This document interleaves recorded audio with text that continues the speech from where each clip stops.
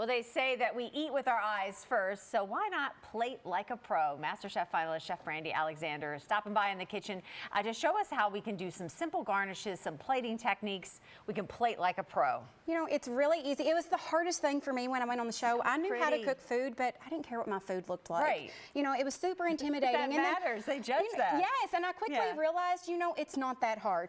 Okay, so last we got segment our steak. We made this beautiful filet. Yes, and look at that beautiful peppercorn crust. It's going to have so much flavor. As soon as it comes out of the oven, take it out of that pan. Okay. The temperature is going to rise. It will keep cooking if you leave it in here. I made a quick sauce during the break. All I did was I left everything in the pan, all the good bits, add some red wine in there, cook it down. That's it? I added a little bit of demi-glace, or you can just use condensed beef broth. Okay. And some butter at the end. And we've got this silky, beautiful sauce. Come down here, I'm going to show you how to plate like a pro. Plate like a pro, here we go. So you're going to need a spoon. Ideally, you'd want one a little bit larger, but you know. Okay, so we have this bright, beautiful butternut squash puree. Yeah, that's gorgeous. Sweet potato, acorn, anything you want. A nice, pretty puree because colors, colors, colors. Okay. Okay, so we're going to make a plop right here on the corner of our plate. Make 2 plops. This is that classic swoosh you see everywhere. I'm already messing up. There's another one. That person. Okay, so you do a slosh and then it's okay. Then you just kind of smear your plate over to the side. Right now, it's like, Brandi, what are you doing? That does not look elegant at all whatsoever. Okay, mine is almost there. Yeah, see, it's okay. You can mess up a little. Yeah. Now, I'm going to let you have the steak, but you're going to want to take your steak. Make sure you've set it on a plate, you know, to get some juices off, and you want to set it right on top of the big part of your swoosh. The big part? Yep, set it right on the big part of your swoosh. Okay. Okay, now, we're not just using roasted carrots, we've got beautiful rainbow carrots. You know, what did I say? Color, color, color. These are going to really make it pop, and what you want to do is, I'll let you finish this, you want to stack them up. Because another thing you want is height. You don't want everything to lay flat. So here, you can take these and use your fingers. I'm going to do these like over here. Set them up so like a little can teepee. See them. So we're setting them up like a little teepee. Now, another thing I forgot to tell you I put in this sauce was some fresh blackberries. Okay. I use a lot of. Can y'all see that on that other beautiful. Look at that beautiful. So, since there's a little bit of fresh blackberries in that sauce, on the top, of course we need green. We're gonna have some microgreens, and these are, you know, I love pickling fruit. These are pickled blackberries. Listen, I know it sounds crazy. It doesn't sound like it should go on this. They are delicious. You can find this video online too. Only a couple ingredients, and they only take a few minutes. And then here is another great garnish idea. Have you tried freeze-dried fruit? I love freeze-dried fruit. You know, $1 a package. These are blackberries, freeze-dried blackberries that I just smashed up with a salt shaker. We're going to add a little bit of that on our plate as garnish. Just fill in the other side. And we've got a few dried mulberries. If you'll notice, all of this stuff goes together. We used blackberries in our sauce. Yes. So we've got blackberries in our garnishes. Something super important with your garnishes, don't put anything on the plate that you're not supposed to eat. We don't want a giant wad of kale. You don't want a big chunk of, you know, a seashell if you have a seashell, or, you know, the top of a strawberry. You should be able to eat everything on your plate.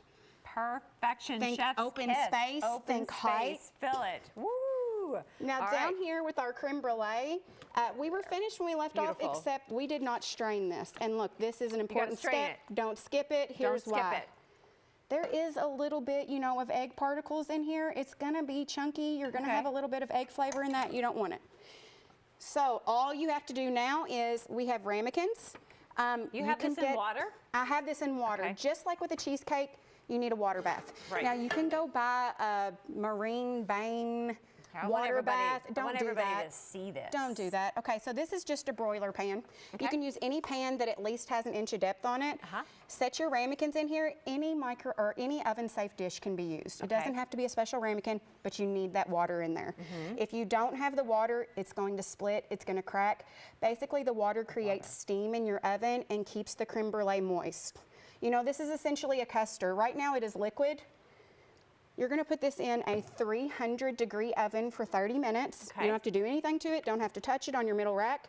And when it comes out, it's going to be a beautiful vanilla-y firm custard. Okay. Okay? Stick it in the fridge and let it cool. That's your first step. We only have one thing left to do to it. It's an ingredient we've already used, and that's sugar. Okay. It's the famous top of the creme brulee. This is what makes the creme brulee the creme Perfection brulee. of it, yes. All you need is a thin coating of sugar right here on top. You know, shake it around, make sure it's even. Number one mistake with creme brulee Just that is little bit of an amount right there. people want to torch that sugar. You know, they want to immediately darken it. They want to get the fire going. That's your mistake. Okay, so first thing you want to do is you just want it warm. This was acting up on me a little bit earlier. Okay. I promise it's a lot easier than it seems. I'm gonna come right over here. You tell me when. You can come back, Claudia. We'll There go that we go. way. Get that flame going. Yes. Okay, so all you Welcome want to to do, the Great Day Live kitchen. you want to do it really lightly because you just want it to melt first. You're melting the sugar. Once the sugar is melted, then you will torch it until it's starting to burn. Okay. Now, when you first do this the first time, you're gonna think you burned one of them. You didn't. You didn't. Take it and rotate it. That burnt part will twist around on it and even out, and just keep coating your sugar. It's good. Pop that in the fridge for about a minute. Grab one of those spoons down here. Spoons. There we go. And listen to the crunch. There we go. And you've got Creme this brulee. creamy, delicious custard. Another flavor we've got over here, add a drizzle of molasses into your hot cream and a half a shot of bourbon. You've got a bourbon molasses. Maybe a whole shot. Well, you don't want to add too much liquid or it will not cook right. You know, we eat with our eyes, so we're going to take our bourbon one. We're going to put it on a plate. I took molasses and put it right here. you know, drizzled it all over the plate. It does not have to be perfect. We're going to put a little bit on top. You can add a little bit of pecans to it. We're going to take one of our other flavors. You know, the lavender one, I like to use gooseberry. Do you give me a fork or knife or anything? I'm not sure where my basting brush is. We're going to take, this is a homemade gooseberry sauce. This is a homemade strawberry coulis. Guys, you can just use a strawberry sauce from the store. Get you a, we're using a knife right now, but get you a basting brush. Or right even there, we can a see what new it looks paintbrush is the same thing as a basting brush. We're going to put a line of strawberry right down the middle. Line of strawberry right across the middle. Set that right Set here. it there. Add you some fresh strawberries to it. If you really want to be extra and impress someone, they make these beautiful edible wafers. Look at that flour.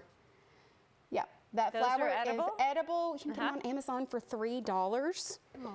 You know, the lavender one I like to pair with a gooseberry. Same thing, we can put that on the middle of the plate. Oh, and you don't want to forget your whipped cream. You guys, Target has so many flavors now. I found a lavender whipped cream at Target. It's purple, it's beautiful, it goes with the lavender flavor. Look at that. And look, guys, you know, my 4-year-old can make this decoration, you know? It's a great way to get kids involved. Claudia can make this decoration. It's impressive. So, here's other little edible wafers. These are in the shape of a little butterfly. So beautiful. You know, throw some berries on the plate, some pecans with the molasses.